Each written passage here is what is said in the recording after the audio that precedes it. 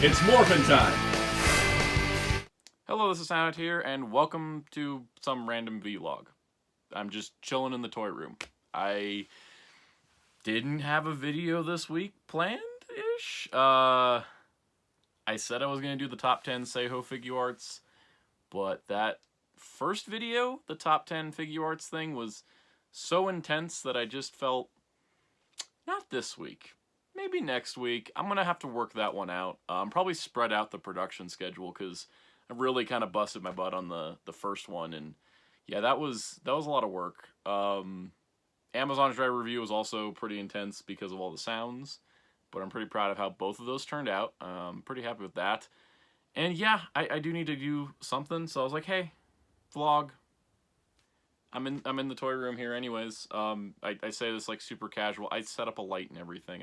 It's not super casual. Yeah, I mean, this is the thing, like, you know, my good old graphic designer Ryan Darklaw643, he was like, oh, you should review the Sonic figures. I'm like, yeah, I totally should. I haven't done it yet, but this might end up being the next video because it's kind of a simple one. I need to kind of knock out wave 2, 3, and 4. I don't think I have all of 4. I'm missing Super Shadow on 4, but anyways, I need to knock out a couple waves of those. Probably just do them in one video. I mean, I don't have a lack of stuff to talk about. Like, I always have something to talk about because I just incessantly ramble all the time.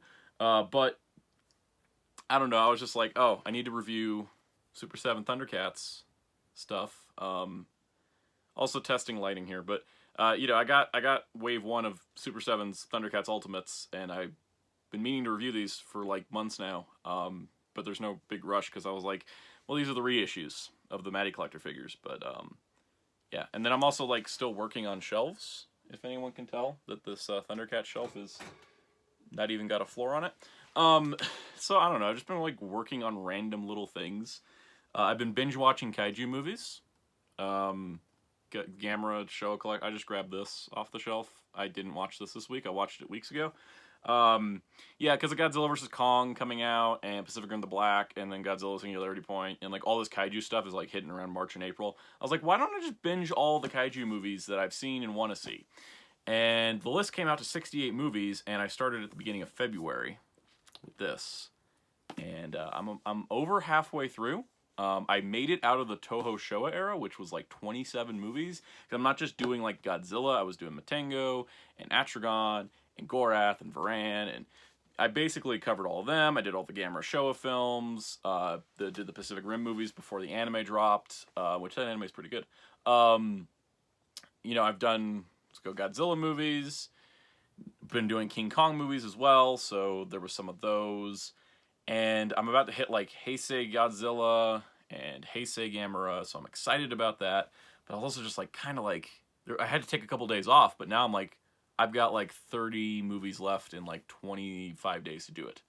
So yeah, it's kind of been weird. I kind of thought about this, like, let me binge all these kaiju movies before Godzilla vs. Kong. When the movie is coming out in May, I didn't have as much of a problem. But then when they moved the date up to March, I was like, well, I have to start this now and hope I get through it all, which I think I will. It shouldn't be too hard from here on out. I can double up some of the Heisei films because I've seen them before. But it's been kind of an enjoyable experience, because there's some movies that I've seen that I haven't seen in forever, like Invasion of Astro Monster was one I hadn't seen in years, but that was really enjoyable. Revisiting like Godzilla vs. Megalon is really strange as an adult. If you know that movie, you know that. I've been showing some of them to my mom, shown some of them to my mom and dad. Been watching some with friends. It's been kind of like this cool experience, because I'm like a really good TV binger, but I haven't sat down and just like binged movies. And I'm just talking about kaiju stuff now, because it's been on my mind. I've been watching, like, I've watched 38 movies so far since the beginning of February. So it's been a little crazy in that regard, but it's enjoyable. I'm enjoying it. There's times I'm like, some of the movies I'm just like, please, why are you like this? All monsters attack. Why are you so terrible, Gamera Super Monster? That kind of stuff. Maybe when I get done with watching everything, maybe I'll do like a top ranking list. Do I want to do like a top 10, a top 15?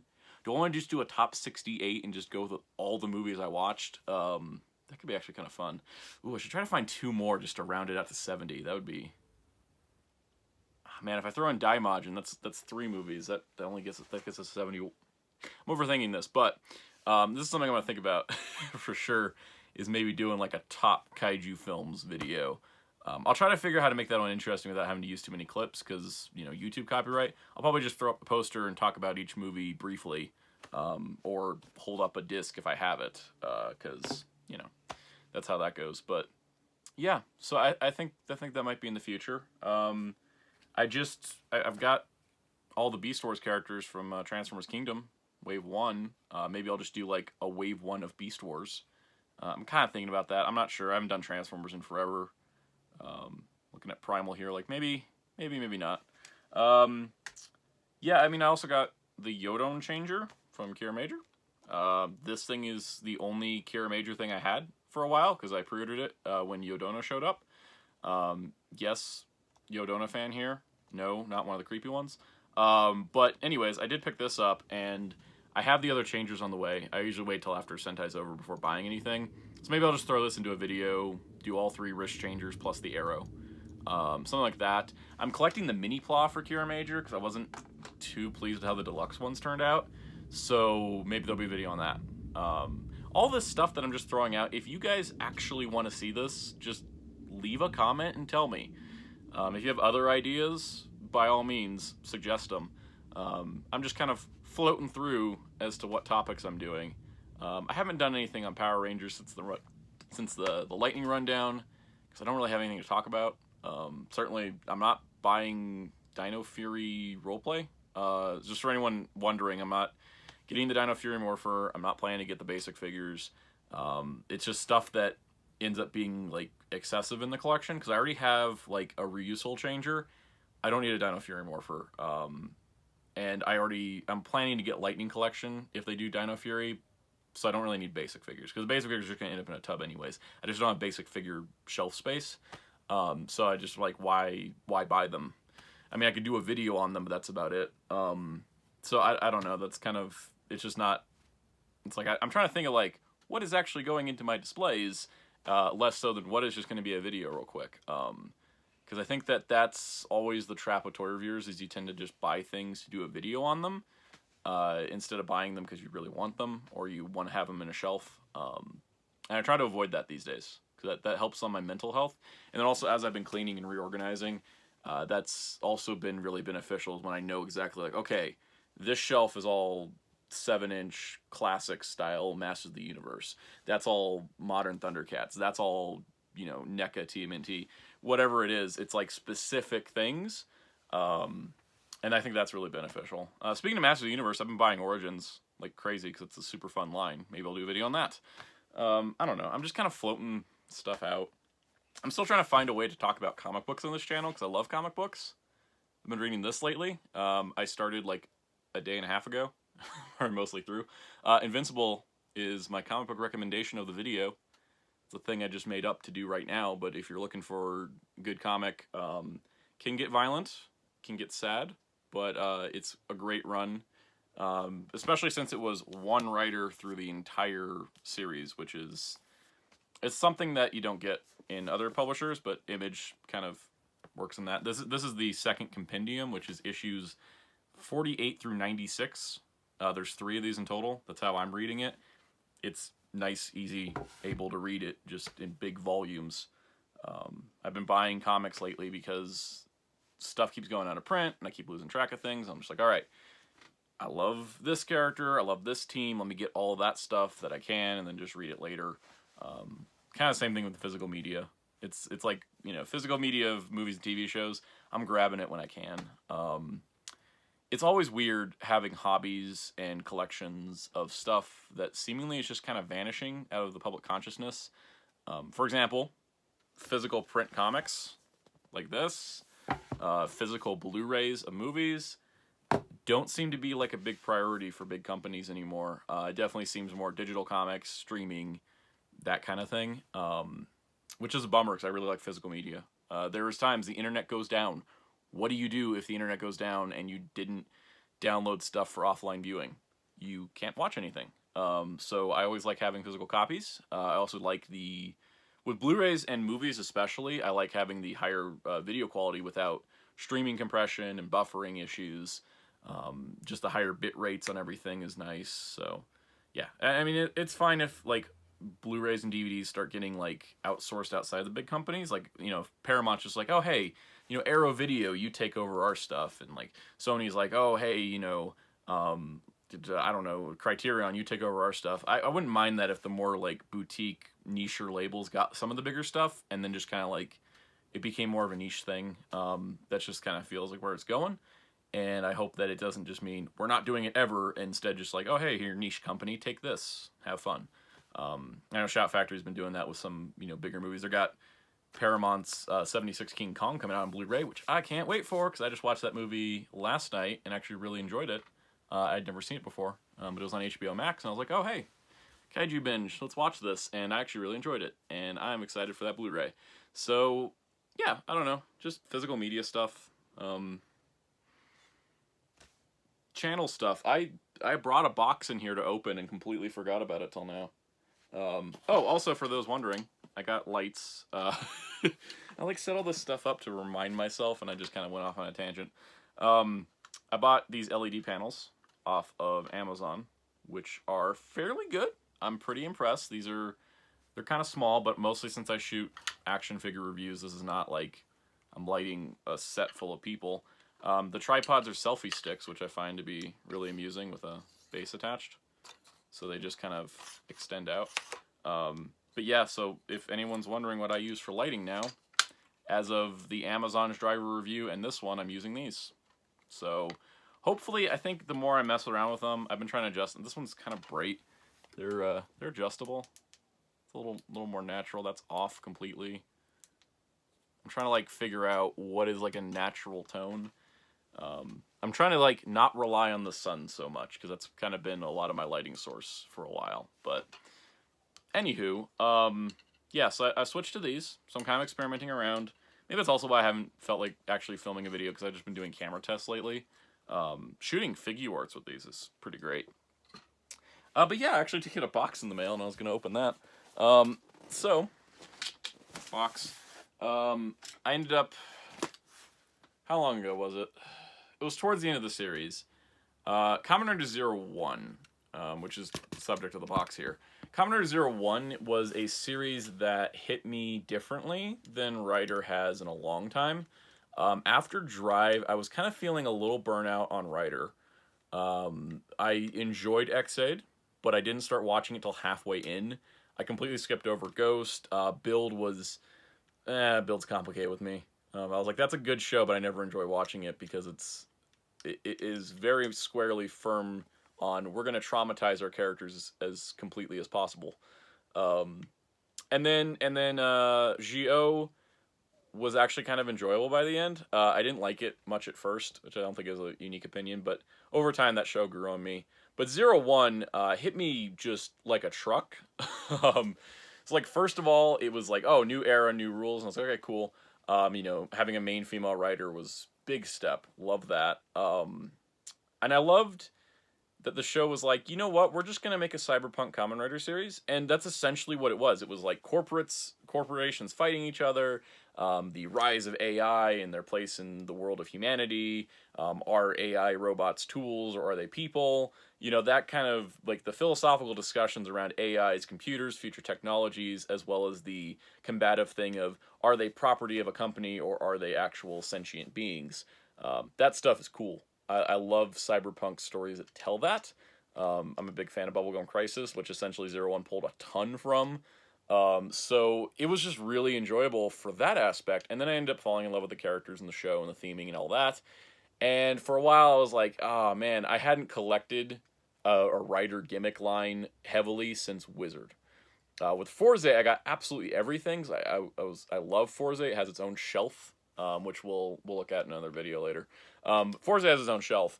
Wizard, I got a ton of the rings, but I mostly just got the Henshin rings. I wasn't really worried about all the spell rings. And then Drive, I didn't go too far. I got a couple things that were cheap. I got like the Driver. I got the Type Wild Saber. But I haven't really touched writer gimmicks like that ever since. So, I actually hadn't bought The only driver I bought since Drive that was not Amazon's was the Beyond driver because it was cheap, and I bought all the watches for that. Um, but Zero One, it was coming up to a point where I got promoted at my job I had last year, which that was a temporary job, which is over now, which is why I have more time to make videos. But I got promoted at a job, so I was making some extra cash, and I was balancing my money accordingly. I've been trying to be very careful about that, which is good because unemployed now, but still working through it. And I decided, I was like, you know what? I kind of want to get the Zero One stuff. So I ended up making like this massive order from Amazon Japan. And I picked up, I think I picked up every belt and every rider form Progrise key. And I was like, oh yeah, this will cover me. I'm good. But the Progrise key line is so technologically advanced and cool that I was like, okay, so now I need the Raid Riser and the Zetsuma Riser, and I want the Humigear keys, and I want to get these, and then, oh, the Memorial sets are coming up, I should get those, especially because I need, like, Japanese Wolf, so that's that, and then I need this, and oh, movie stuff, oh yeah, of course, movies, writers, okay, gonna get that, and then it all boiled down to, I was tracking down Gatling Hedgehog, and Exciting Stag, and Sparking Giraffe, and 2 of those never even got used in the series, but I did it. And so I have absolutely, I think every Progrise key I wanted. And I mean, it went from like what I wanted to now I have like everything minus a couple weird things. I don't have the blank Humigear key. I find that thing to be underwhelming, and it's part of a box with art books and stuff that I'm like, it's too expensive to try to get the whole set just for the one key. And I don't have all the Legend Rider ones. I bought one. I just got Ryuki.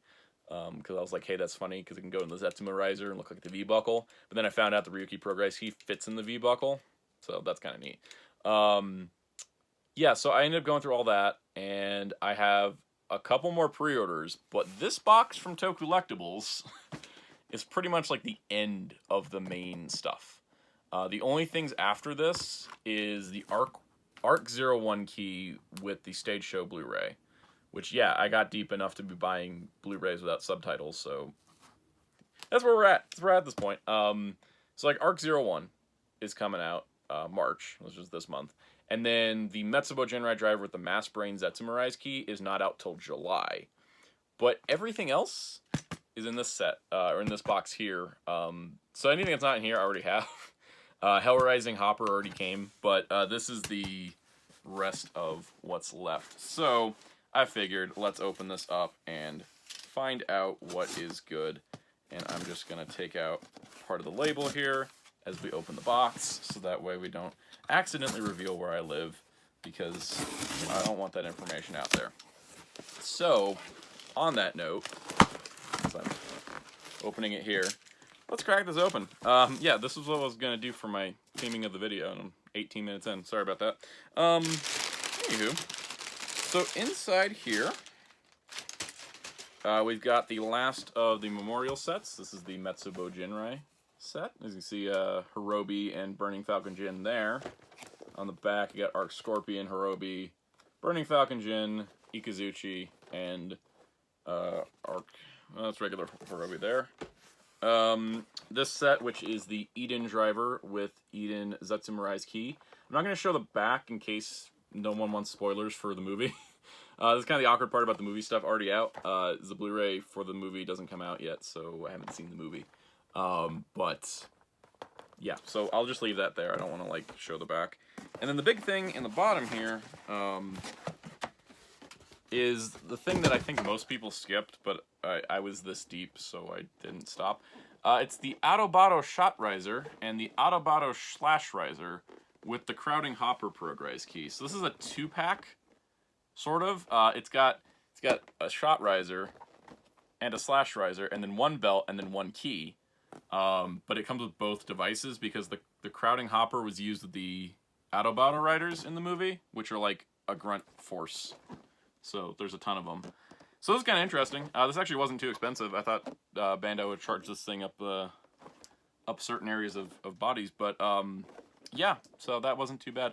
So yeah, this is the last belt. Everything else is attachments to the 01 driver, so this is the last belt.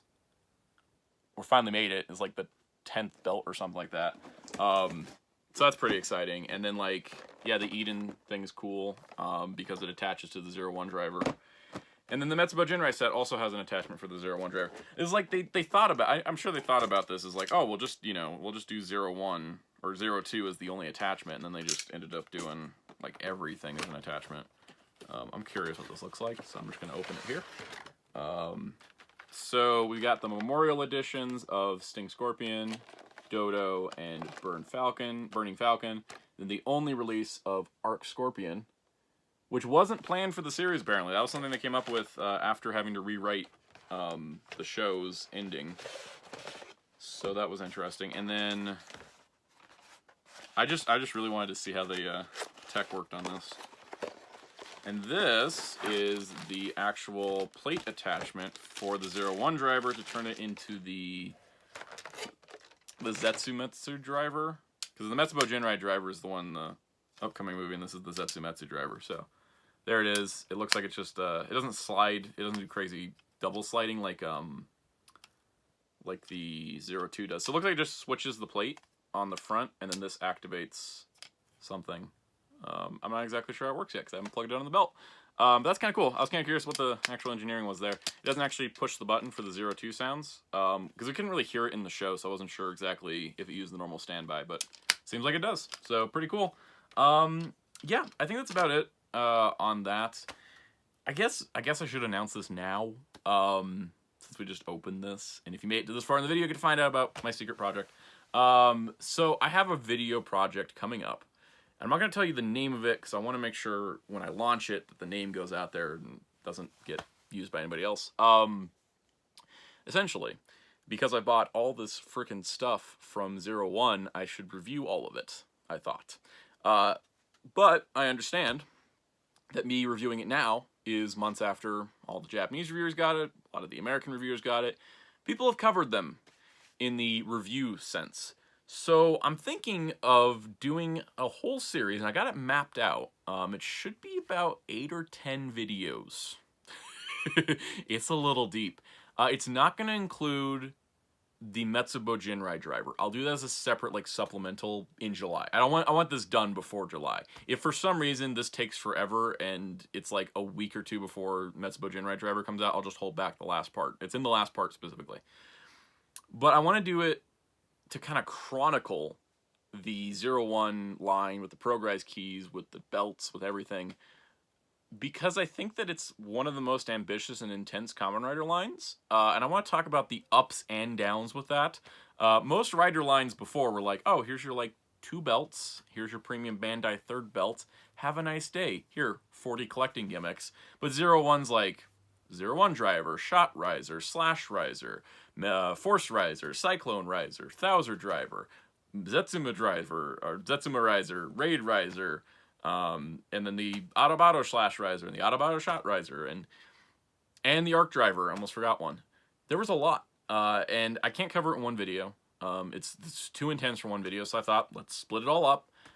So roughly how it's going to work is, I'll do an outline video later, it's more specific, but it's like, here's the 01 driver, here's all of Aruto's Progrise keys. And then here's the Shot Riser, and here's all of Valkyrie and Vulcan's Progrise keys. Here's the Force Riser, and here's all the Metsubo Jinrai gang keys. That kind of idea. Not so much, oh, this video we're talking about the Metsubo Jinrai Memorial set, but more so, we're talking about the Force Riser. So we're going to look at Sting Scorpion, Memorial Sting Scorpion, Dodo, Memorial Dodo, regardless of where they were released. It's going to go kind of based on the belt itself and what was used in that belt, and then kind of going over the context of it. So it should be kind of like a history of 01, but specifically about each driver. I will double up a couple of them. So if I just did one video on the Thouser driver, that would be the short one, and the Slash Riser, the same thing, and Cyclone Riser, same deal. They only had like one key each. So with that, I decided I'll roll a couple of those together. So, like, I thought of a Zaya chapter that'll have, like, Thouser, Slash, and the Autobado, because they're all manufactured by Zaya. So, kind of working in the themes of the series. If anyone has any suggestions down below of what I should do with Exciting Stag and Sparking Giraffe, because they weren't used by anybody, I'm not exactly sure which video they should go in. So, if you have ideas on that, leave a comment, let me know. If someone writes a whole essay answering to all my questions, I would love that, and I'll pin it to the top of the comment section. So challenge issued. But yeah, I think I want to wrap it up. I've been going 25 minutes just talking about stuff. I'm just gonna title this video "Chilling in the Toy Room" because that's kind of what I'm doing. And yeah, when this is done, whatever I'm pointing to, when this is done, when that is done, when that is done, and that is done, and that is done, and that is done, and you can't even see that, any of that. When you see the other half of this room, that should be a pretty fun video series too. I do kind of want to chronicle my collection. I own so much stuff that it's like overwhelming because I've been cleaning. It's like not until you clean until you realize how much stuff you have, and it's been an eye-opening experience. And so I think it's also changed like how I've collected. Obviously not how I collect 01 because it's going to need its own shelf, but it's definitely changed some of my perception. So there's that. I don't have anything else to say at this time. I think we're good. I think I was looking over. Yeah. I think we're done. So on that note, check me out on Twitter if you like Soundout12. Subscribe, comment, like, hit the notification bell. If you're watching this, you probably already know all this. You probably already did all that. That's how you even know this one went up. So yeah, do all that stuff. Check out my graphic designer, Dark Claw, on Twitter, and Hero Club at hero-club.com. If you're watching this far, you like me enough that you've already probably done those things, and I thank you very much. So until next time, this is Soundout saying goodbye.